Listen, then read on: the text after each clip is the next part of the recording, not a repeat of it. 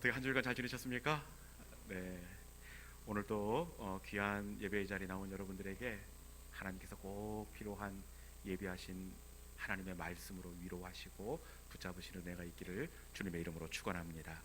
지난주에 우리는 그 세례 요한의 아버지 사가랴에 관한 말씀을 함께 나누었습니다. 이 사가랴가 우리가 보니까 보통 사람이 아니에요. 이 아비야 반열의 제사장인데, 다른 제사장들은 성소 밖에서 기도하고 사가랴 홀로 이 성전 안에서 제사를 집례합니다. 이걸 볼 때 이 아비야 반열의 제사장 중에서도 제법 영향력이 있고 중요한 일을 감당하는 그런 사람이라는 것을 우리가 살필 수가 있습니다. 그리고 이어지는 성경 말씀에 보니까 사가랴는 하나님 앞에서 의인이요, 이 이야기를 구약성경에 누가 들었다고 그랬죠? 노아가 들었습니다. 노아는 의인이요 당대의 완전한 자라. 그런데 말씀은 사가랴를 가리켜서 사가랴는 의인이요 율법과 규례에 흠이 없는 사람이라, 이렇게 이야기합니다. 모든 것이 완벽해 보이고 모든 것이 그럴듯해 보입니다. 그런데 이 사가랴의 삶의 뒤안길을 보니까 사가랴에게 인생에 그러나가 있더라고요. 완벽해 보이지만 그러나 그들에게 자식이 없고 두 사람의 나이가 많더라. 사가랴는 인생에 그러나가 있었습니다. 이 그러나 앞에서 사가랴가 어떻게 합니까? 사가랴는 기도의 자리로 나아갔습니다. 에이세 쿠세테, 이 헬라어를 보니까 이전에도 기도하고 지금도 기도하다. 인생의 그러나 때문에 이전에도 기도하고 지금도 기도하고 있습니다. 사가랴가 기도의 자리에 나아갈 때 인생의 그러나 때문에 어떻게 기도했겠습니까? 우리는 앞서 이 사가랴는 이 특별한 이 집안에서 주목받는 사람이고 의인이고 완전하고 규례에 있어서 흠이 없는 사람이라고 생각해서 절대로 의심이나 이 기도의 자리에 나아가면서 흔들림이 없을 것 같습니다. 그런데 그렇지 않더라고요. 사가랴는 기도의 자리에 나아가면서도 끊임없이 흔들리고 의심하는 사람이었습니다. 어떻게 할 수 있습니까? 천사가 직접 기도하는 사가랴에게 나타나서 내가 아들을 낳을 것이다. 그런데 사가랴가 에이 설마요, 나도 나이가 많고 내 아내도 늙었나이다. 천사가 직접 이야기함에도 불구하고 이 사가랴는 의심하고 있습니다. 그러면 그전에는 어떻게 했겠습니까? 천사를 보고도 의심했다면 그 이전에는 그 기도의 자리에 나가면서도 끊임없이 흔들리고 또 의심했다는 것을 알 수가 있습니다. 그럼에도 불구하고 사가랴가 어떻게 했습니까? 흔들리고 또 확신이 서지 않았지만 그럼에도 불구하고 사가랴는 기도를 멈추지 않았습니다. 의심이 들고 때로는 마음이 흔들렸지만 사가랴는 기도를 계속했습니다. 그런데 우리 하나님은 믿음의 기도만 들어주시는 것이 아니라 흔들리는 기도를 들어주시는 하나님이시더라고요. 흔들리는 기도에 긍휼을 베풀어 주시고, 흔들리지만 천부여 의지 없어서 두 손 들고 나올 때에 하나님의 날개 그늘 아래에 피난처를 마련해 주시는 하나님이십니다. 여러분, 기도는 흔들리지 않는 것이 아니라 멈추지 않는 것인 줄로 믿습니다. 그럼에도 불구하고 기도의 자리로 나아가는 것, 이것이 바로 기도입니다. 흔들리지만 그럼에도 불구하고 기도를 멈추지 않는 우리 모든 믿음의 성도들이 될 수 있기를 주님의 이름으로 축원합니다. 오늘 우리가 나눌 말씀은 이 갈라디아서입니다. 갈라디아서는 바울이 갈라디아 지방에 보내는 서신서입니다. 편지지요. 갈라디아 지방에 왜 바울이 편지를 보내고 있을까요? 그것은 목적이 있기 때문입니다. 우리도 편지를 보낼 때는 목적이 있어서 보내지 않습니까? 결혼식에 오라고 청첩장을 보내고, 군대에 가 있는 아들의 안부를 묻기 위해서 편지를 보내기도 합니다. 갈라디아서도 이 목적이 있어서 보내게 되는데, 바울이 갈라디아 교회에 편지를 보낸 이유는 바로 교묘하게 침투한 이단들 때문입니다. 바울이 갈라디아 사역을 마치고 파송한 에베소 교회로 복귀한 그 즈음에 이 틈을 노리고 그 유대 율법주의 성향을 띤 전도자들이 갈라디아 교회로 침투합니다. 그러면서 바울이 전한 복음이 너무 가볍다는 겁니다. 바울이 전한 예수가 아니라 다른 예수를 증거합니다. 그런데 참 신기하게도 갈라디아 교인들의 믿음이 금방 흔들립니다. 왜 그렇겠습니까? 믿음의 뿌리가 없기 때문에 그래요. 요동치고 흔들리는 갈라디아 교인들을 향해서 이 바울은 다시 복음을 정리해 줄 필요가 있었습니다. 다시 예수를 들려줄 필요가 있었습니다. 그래서 갈라디아서의 목적은 다시 보여주는 예수, 다시 들려주는 복음입니다. 그러면 오늘 본문을 통해서 바울이 이야기하는 예수님은 어떤 분이신지, 갈라디아 교인들이 붙잡았던 그 예수는 어떤 예수님인지 우리 본문 4장 4절에 이런 말씀을 같이 한번 읽어보도록 하겠습니다. 자, 시작. 때가 참에 하나님이 그 아들을 보내사 여자에게 나게 하시고 율법 아래에 나게 하신 것은. 아멘. 갈라디아 교인들에게 소개하고 있는 예수님을 어떤 분이라고 말씀하고 있습니까?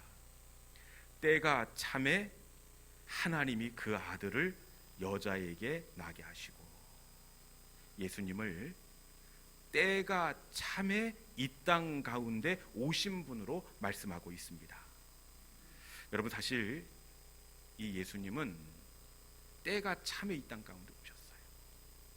언제부터 예수님이 이 땅 가운데 오신다고 말씀하고 있느냐? 예수님께서 이 땅 가운데 오실 것을 에덴 동산 창세기에서부터 말씀했습니다. 우리 창세기 3장 15절에 있는 말씀 같이 한번 읽어봅시다. 창세기 3장 15절, 에덴 동산에서부터 시작되고 있는데 같이 읽습니다. 자, 시작. 내가 너로 여자와 원수가 되게 하고 내 후손도 여자의 후손과 원수가 되게 하리니 여자의 후손은 내 머리를 상하게 할 것이요 너는 그의 발꿈치를 상하게 할 것이니라 하시고. 아멘. 에덴 동산에서부터 예수님이 필요하고 예수님이 오실 것을 예언하고 있습니다.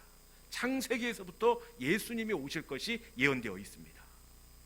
창세기를 지나서 이사야서에 가보아도 보라 처녀가 잉태하여 아들을 낳을 것이니, 이사야서에도 예수님이 오실 것을 예언했습니다.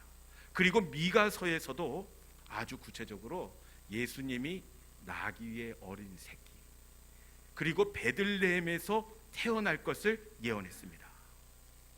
그럼에도 불구하고 예수님이 어떻게 오십니까? 예수님은 때가 참에, 때가 되었을 때에 이 땅 가운데 오셨다는 사실입니다. 이것을 통해서 우리는 무엇을 알 수 있느냐? 이 땅 가운데 하나님의 때가 있다는 것을 우리가 알 수가 있습니다. 인류의 역사에도 하나님의 때가 있고 개인 한 사람의 인생 가운데에도 하나님의 때가 있습니다. 여러분, 아브라함에게도 아들을 낳을 것이다 말씀했지만 아브라함의 때가 아니라 하나님의 때에 독자 이삭을 허락해 주셨습니다. 다윗도 16살 남짓에 기름 부어 왕이 될 것이라고 이야기했지만 다윗의 때에 왕이 된 것이 아니라 약 25년이 지난 이후에 왕이 되었습니다. 여러분, 인류의 역사에도 때가 있고 이 한 사람 개인 가운데에도 하나님의 뜻이 이루어지는 때가 있다는 사실입니다. 믿음은 하나님의 때를 기다리는 것입니다.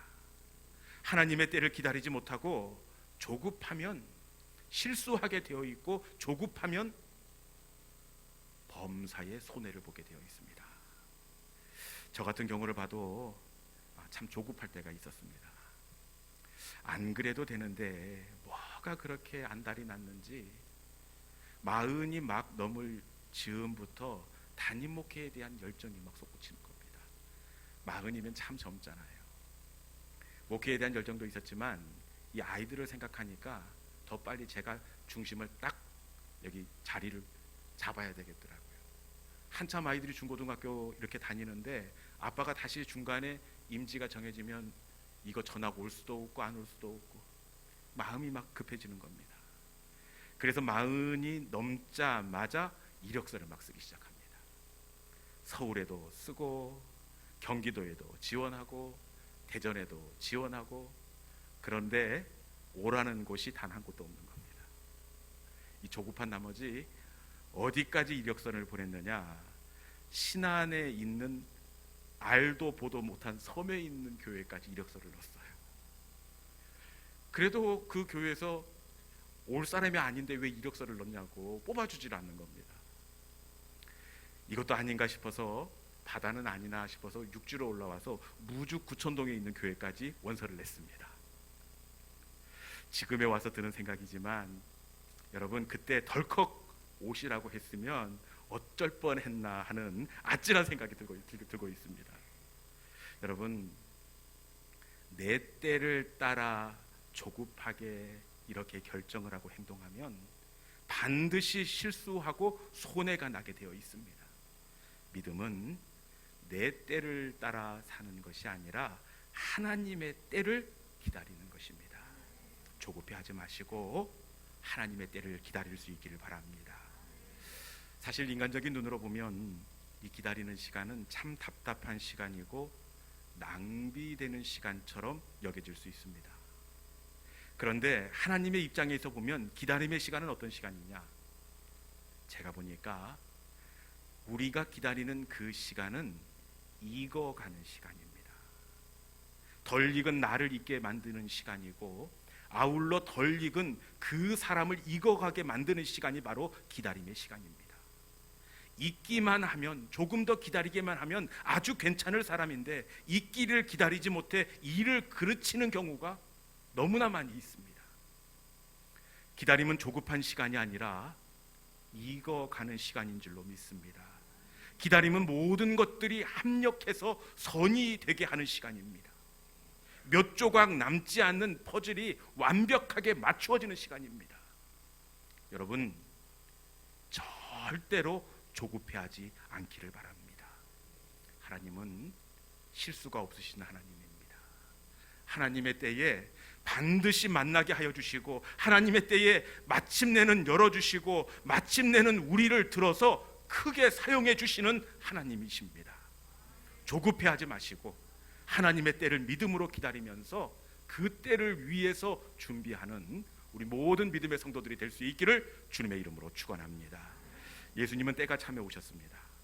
그리고 때가 참에 오신 예수님께서 무슨 일을 행하시느냐, 우리 본문 5절에 있는 말씀 같이 한번 읽어보도록 하겠습니다. 본문 5절에 있는 말씀입니다. 자, 시작. 율법 아래에 있는 자들을 속량하시고 우리로 아들의 명분을 얻게 하려 하심이라. 아멘. 다시 한번 읽어보겠습니다. 이게 오늘 핵심 말씀입니다. 같이 읽습니다. 자, 시작. 율법 아래에 있는 자들을 속량하시고 우리로 아들의 명분을 얻게 하려 하심이라. 아멘. 예수님이 오신 이유가 무엇입니까? 율법 아래에 있는 자들을 속량하시고, 율법, 죄 아래에 있는 자들을 속량하기 위해서 때가 참에 우리 가운데 오셨습니다. 속량. 이 속량이라는 단어가 조금 어렵고 익숙하지 않은 단어인데, 속량, 이 속량은 법정에서 쓰는 용어입니다. 속량이란 몸값을 받고 종을 놓아주어 양민이 되게 하다라는 뜻이 있습니다. 그러니까 예수님이 이 땅에 오신 이유는 죄의 값을 지불하시고 우리를 죄로부터 놓아주시기 위함입니다. 반드시 값이 지불되어야 우리가 죄로부터 노임을 받고 양민이 될 수가 있습니다.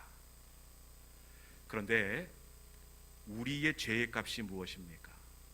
우리 로마서 6장 23절에 있는 말씀 같이 한번 읽어보도록 하겠습니다. 로마서 6장 23절입니다. 자, 시작. 죄의 삭은 사망이요 하나님의 은사는 그리스도 예수 우리 주 안에 있는 영생이니라. 아멘. 죄의 값이 무엇입니까? 죄의 값은 사망이요 사망입니다. 여러분, 죄 없는 사람이 있습니까? 모든 사람이 죄를 범함에 죽을 수밖에 없습니다. 그런데 우리가 죄로부터 자유할 수 있는 것은 단 한 가지, 누군가가 우리의 죄의 값을 지불하시면 그 지불된 죄의 값 때문에 우리는 노임을 받고 자유할 수가 있습니다. 예수님이 이 땅에 오신 이유가 바로 이것 때문입니다. 예수님은 우리의 죄값을 대신 지불하시고 우리를 영원 형벌로부터 놓아주게 하기 위하여 이 땅 가운데 때가 참에 오셨다는 사실입니다. 여러분, 예수님이 그 값을 무엇으로 지불해 주셨습니까? 우리 갈라디아서 3장 13절에 있는 말씀 같이 한번 읽어보도록 하겠습니다. 갈라디아서 3장 13절입니다. 자, 시작. 그리스도께서 우리를 위하여 저주를 받은 바 되사 율법의 저주에서 우리를 속량하셨으니 기록된 바 나무에 달린 자마다 저주 아래에 있는 자라 하였음이니. 아멘. 예수님께서 저주에 있는 우리를 속량하셨으니 무엇으로? 나무에 달린 자마다 저주 아래에 있는 자라. 예수님께서 십자가 위에서 모든 저주의 값을 지불해 주셨습니다. 여러분, 나무에 달린 자, 죄의 값으로, 죄의 형벌로 나무에 달려야 합니다. 그런데 예수님께서 우리가 달려야 할 그 형벌의 자리, 저주의 자리에 예수님께서 대신 십자가에 달리셔서 우리의 모든 저주의 값을 지불해 주셨습니다. 우리 예수님께서 십자가에서 우리는 그냥 십자가에 못 박히셨나 보다 이렇게 생각하는데 아주 구체적으로, 아주 철저하게 우리의 죄의 값을 담당해 주십니다. 십자가에 못 박히시기 전에 예수님께서 옷이 벗겨지시고 침뱉음을 당하고 부끄러움을 당합니다. 수치를 당합니다. 여러분은 왜 예수님께서 바로 십자가에 못 박히시면 될 텐데 십자가에 앞서 부끄러움과 수치와 그 곤욕을 당하신 겁니까? 그것은 죄로 인해 우리가 당해야 할 부끄러움의 값을 예수님께서 대신 갚아주기 위함인 줄로 믿습니다. 예수님께서 양손과 양발에 못이 박히십니다. 왜입니까? 우리가 손과 발로 지은 죄의 값을 내가 맞아야 할 그 십자가의 못을 예수님께서 대신 갚아주기 위함입니다. 예수님께서 왜 머리에 가시관을 쓰시고 왜 옆구리에 창으로 찔리셨습니까? 내가 맞아야 할 창입니다. 내가 누군가를 미워하고 생각하지 말아야 할 그 머리로 지은 죄의 값을 예수님께서 갚아주시기 위하여 머리에 가시관을 쓰시고 옆구리에 창을 맞으사 나의 죄값을 대신 지불해 주신 줄로 믿습니다. 예수님은 내가 죽어야 할 사망의 값을 십자가로 완벽하게 갚아주시고 지불해 주셨습니다. 여러분, 예수께서 왜 우리의 모든 죄를 갚아주셨을까요? 왜 그랬을까요? 그 이유가 있는데 우리 본문 6절에 있는 말씀 같이 한번 읽어봅시다. 6절. 자, 너희가, 자 시작. 너희가 아들이므로 하나님이 그 아들의 영을 우리 마음 가운데 보내사 아빠 아버지라 부르게 하셨느니라. 아멘. 여러분, 예수님께서 우리의 죄를 갚아주신 것은 단순히 죄를 해결해 주신 그 이상의 의미가 있습니다. 우리를 속량해 주심은 아빠 아버지라 부르게 하심이라. 우리를 속량해 주시는 것은 하나님의 자녀가 되게 하심입니다. 여러분, 우리가 속량받은 존재를 넘어 하나님의 아들과 딸이 되었다는 사실을 믿음으로 고백할 수 있기를 바랍니다. 그렇기에 우리는 이제는 죄의 종으로 사는 사람이 아니라 예수 그리스도의 속량으로 더불어 하나님의 아들과 딸이 되었습니다. 그렇기에 죄의 종이 아니라 하나님의 아들과 딸로 살아야 할 줄로 믿습니다. 그럼에도 불구하고 여전히 하나님의 아들과 딸이 되었음에도 불구하고 여전히 죄의 눌림 가운데 살아가는 하나님의 자녀들이 많다는 겁니다. 여러분, 그리스도 예수 안에 있는 자에게는 결코 정죄함이 없는 줄로 믿습니다. 여기에 중요한 단어는 결코입니다. 절대로 다시는 정죄함이 없다. 모든 죄값을 갚아주셨다, 이렇게 말씀하고 있습니다. 여러분, 우리가 어떤 실수와 과거에 어떤 잘못을 했던 건 간에 결코 정죄함이 없나니 예수님께서 십자가에서 완벽하게 우리의 모든 죄의 값을 지불해 주신 줄로 믿습니다. 그렇게 여러분, 아들로 살아간다는 것은 더 이상 죄책감과 상처 가운데 묶이지 않는다는 뜻입니다. 이미 십자가에서 예수님께서 그 값싼 대가를 지불하고 해결해 주셨음에도 불구하고 여전히 이미 해결된 그 죄의 상처 가운데 눌려서 고통받는 하나님의 자녀들이 많이 있다는 겁니다. 여러분, 이 시간에 속량받은 하나님의 자녀로서 마음껏 구원의 기쁨과 자유를 누리는 우리 모든 믿음의 성도들이 될 수 있기를 주님의 이름으로 축원합니다. 그리고 하나님의 자녀가 되었다는 것은 어떤 의미가 있느냐? 죄책감에 눌리지 않는 것, 그리고 하나님의 유업 얻을 자로 살아간다는 겁니다. 오늘 본문 7절에 있는 말씀 같이 한번 읽어봅시다. 7절의 말씀 같이 읽습니다. 시작. 그러므로 내가 이후로는 종이 아니요 아들이니 아들이면 하나님으로 말미암아 유업을 받을 자니라. 아멘. 이후로는 종이 아니요 아들이다. 아들이기에 하나님으로 말미암아 유업을 얻을 자로 살아가라, 그렇게 말씀하고 있습니다. 여러분, 우리는 이 땅에 살아가지만 이 땅의 자녀, 세상의 자녀가 아니라 하나님의 자녀요 유업을 얻을 하나님의 백성인 줄로 믿습니다. 여러분, 하나님의 자녀이기에 우리는 아버지 앞에 우리의 필요한 것을 구할 자격이 있습니다. 아버지는 우리가 구하지 않아서 그렇지, 구하면 온갖 좋은 것들로 우리를 도와주시고 우리의 필요를 채워주시고 더 채워주시는 하나님이 되시는 줄로 믿습니다. 일전에 이제 날씨가 추워져서 우리 막내가 중학교 1학년인데 이 옷이 얇아요. 그런데 이제 백화점에 가서 좀 두꺼운 옷을 사주었어요. 여러분, 그 옷을 입고 나온 아이가 좋겠습니까? 우리 부부가 좋겠습니까? 참 희한해요. 이게 부모 아닙니까? 아이가 입고 행복해하는 그 모습 보면서 이 주머니에 돈이 아까운 것이 아니라 얼마나 뿌듯하고 즐겁고 좋은지. 여러분, 이 마음이 하나님 아버지의 마음인 줄로 믿습니다. 너희가 악할지라도 자녀에게 좋은 것을 줄 줄 알거든 하물며 하늘에 계신 너희 아버지가 좋은 것을 주지 않겠느냐. 여러분, 우리는 하나님의 자녀이기 때문에 당당하게 하나님의 유업을 얻을 자요 아버지의 그 은혜를 사모하며 나아갈 자격이 있는 줄로 믿습니다. 여러분, 당당하게 아버지 앞에 얼굴을 구하시고 우리의 필요를 간구함으로 말미암아 세상에서 살되 세상의 사람이 아닌 하나님의 자녀로 살아갈 수 있기를 축원합니다. 우리가 하나님의 자녀가 되었음에도 불구하고 여전히 종으로 살아가는 사람이 있어요.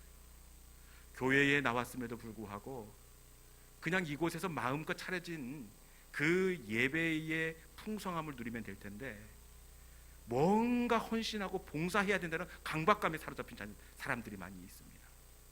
여러분, 종이 아니라 우리는 마음껏 하나님께서 초청하신 예배의 자리, 신앙의 공동체에서 자유하며 기뻐하며 누릴 수 있는 자격이 있는 사람인 줄로 믿습니다. 여러분, 종이 아니라 하나님의 자녀로 사십시오. 마음껏 아버지의 얼굴을 구하며 하나님이 주신 속량의 기쁨과 자유함을 감사함으로 누리는 우리 모든 믿음의 권속들이 될 수 있기를 주님의 이름으로 축원합니다. 이 시간에 주신 말씀을 마음속에 새기며 너는 내 아들이라. 힘들고 지쳐 낭망하고 넘어져도 일어날 힘이 전혀 없다고 하더라도 너는 종이 아니라 내 아들이다. 내가 십자가의 그 속량의 은혜로 내가 너를 하나님의 자녀 되게 했다. 이렇게 말씀합니다. 나를 구원하신 하나님 감사합니다. 이제는 종이 아니라 하나님의 아들로 살게 하여 주옵소서.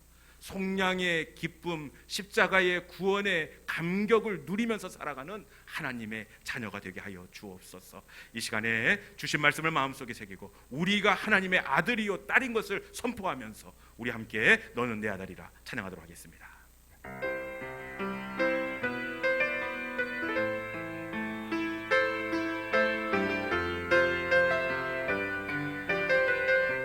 힘들고 지쳐 낭망하고 넘어져 힘들고 지쳐 낭망하고 넘어져 일어날 힘 전혀 없을 때에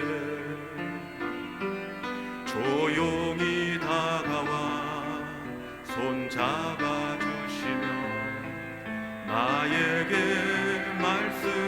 말씀하시네.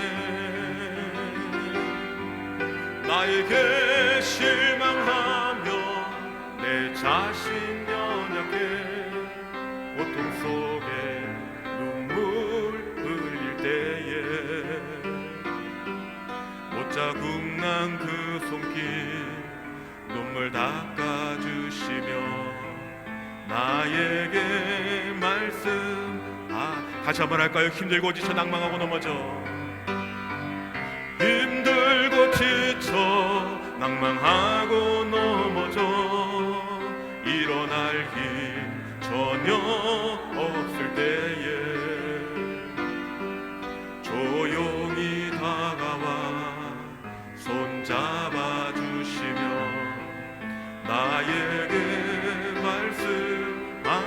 나에게 실망하며 내 자신 나에게 실망하며 내 자신 연약해 고통 속에 눈물을 못자국 난 그 손길로 눈물을 닦아주십니다. 못자국 난 그 손길 눈물 닦아주시며 나에게 말씀하시 아멘.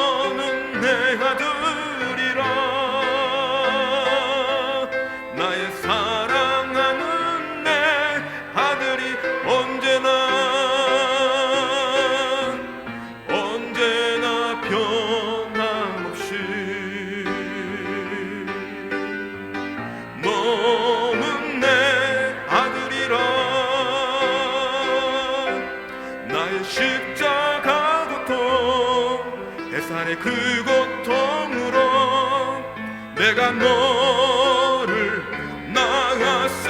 너는 내 아들, 너는 내 아들이라. 오늘날 내가 너를 낳도다. 너는 내 아들이라. 나의 사랑하는 내 아들이라.